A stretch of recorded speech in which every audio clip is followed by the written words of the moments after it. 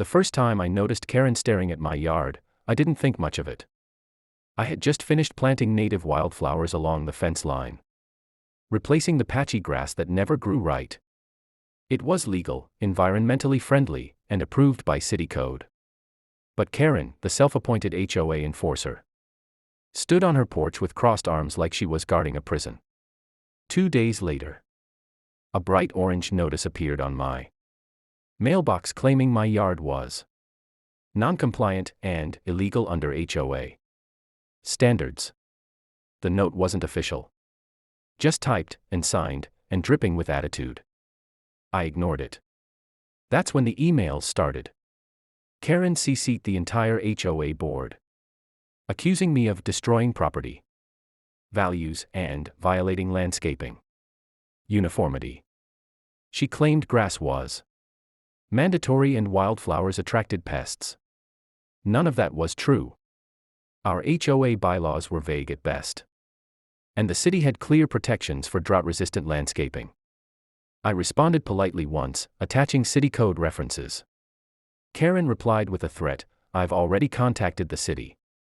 Inspectors will handle this." Neighbors began whispering. Some avoided eye contact. Others quietly told me Karen had tried similar stunts before but never escalated this far. I kept records, took photos, and printed the actual municipal ordinance. Still, there was that uneasy feeling you get when someone decides you're their next target. 3 weeks later, a white city truck pulled up. Karen stood on her driveway, smug, holding her phone like she was filming a victory documentary. The inspector introduced himself calmly and asked to see the yard. Karen immediately jumped in, listing violations before he even stepped through the gate. She claimed I'd removed required turf, altered drainage, and ignored HOA authority. The inspector listened, nodded, and then asked her one simple question. "Can you show me the city code you're referencing?" She froze. I handed him my folder. He reviewed the documents carefully, walked the yard, checked setbacks, drainage, and plant types. Karen hovered, interrupting constantly, growing louder as minutes passed. Finally, the inspector turned to her and said, "Everything here is compliant. In fact, this yard exceeds environmental recommendations." Her face dropped. Then came the twist. The inspector asked who filed the complaint.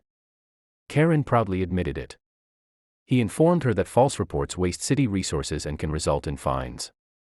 Her voice cracked as she tried to argue, but he was already writing. Not a citation for me, for her.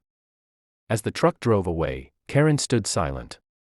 The HOA emails stopped, and my wildflowers kept growing, exactly where they belonged. Karen didn't give up after that day. She regrouped. The fine only fueled her sense of injustice. Within a week, she called an emergency HOA meeting, framing it as a community concern. I attended, knowing silence would only invite more lies. The room buzzed with tension.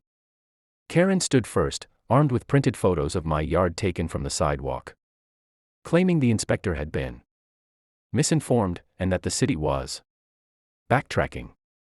None of that was true. But she said it confidently, counting on confusion. When it was my turn, I stayed calm. I distributed copies of the official inspection report, complete with city letterhead, inspector signature, and compliance notes. Murmurs rippled across the room. Karen interrupted, saying the HOA could enforce stricter rules than the city. That's when the HOA president hesitated and admitted something important. The bylaws had never been updated after the city passed native landscaping protections. Karen had been enforcing rules that didn't legally exist. That revelation changed the tone. Neighbors began asking questions about fines Karen had pushed before, warnings she'd issued, and whether those were valid.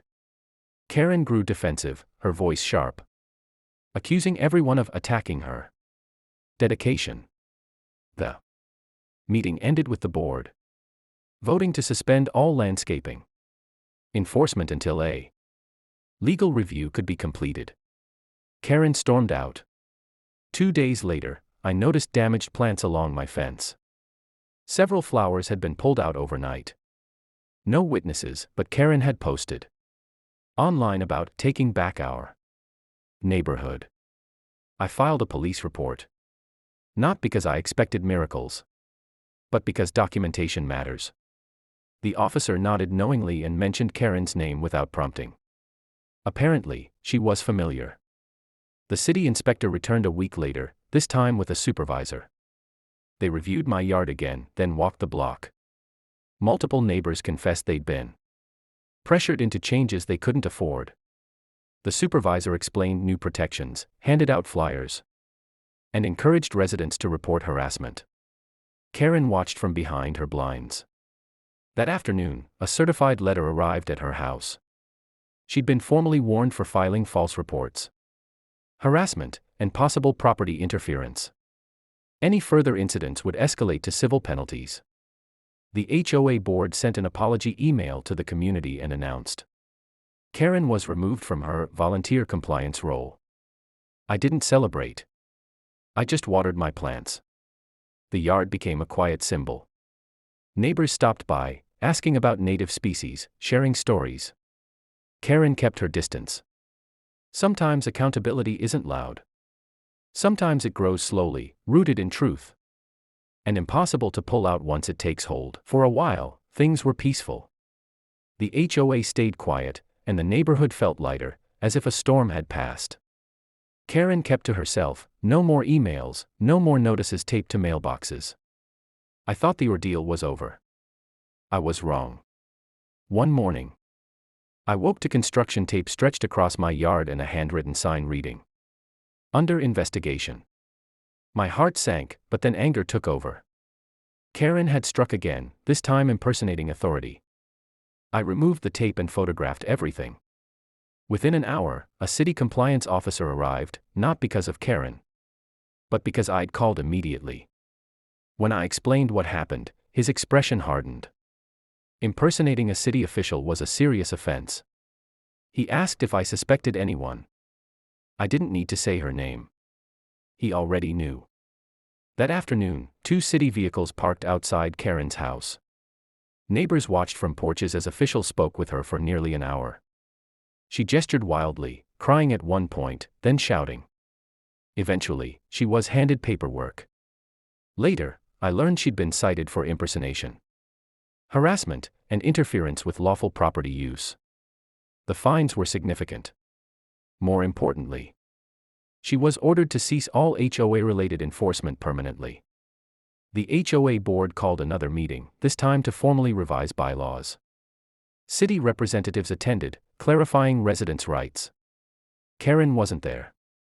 Her absence was noticeable, but so was the relief in the room. People spoke openly now.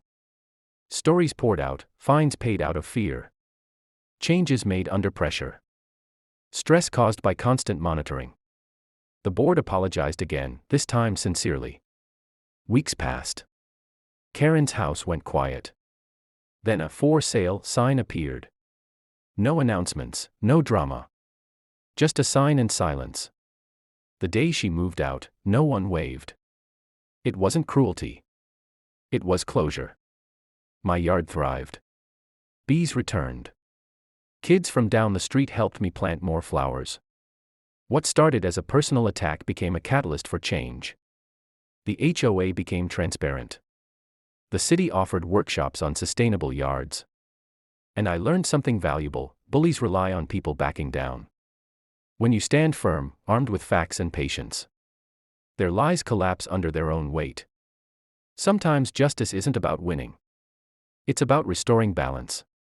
Karen tried to control a yard she didn't own, using authority she didn't have.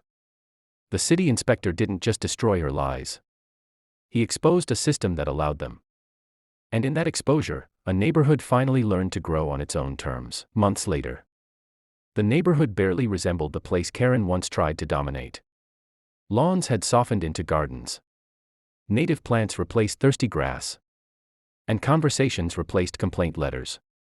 The HOA finished rewriting its bylaws, aligning them fully with city regulations, and adding clear protections against harassment. A new clause required all enforcement actions to go through verified legal review. Karen's name was never mentioned, but her legacy shaped every line. One afternoon, I received a letter from the city inspector who had started it all.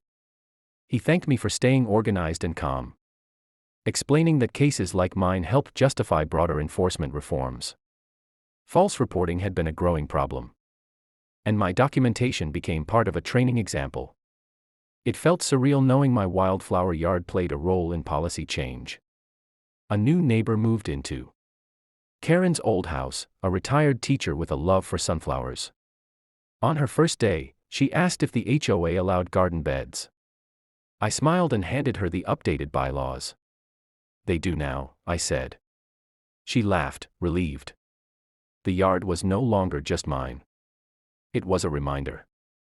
People stopped seeing rules as weapons and started seeing them as frameworks, meant to serve everyone.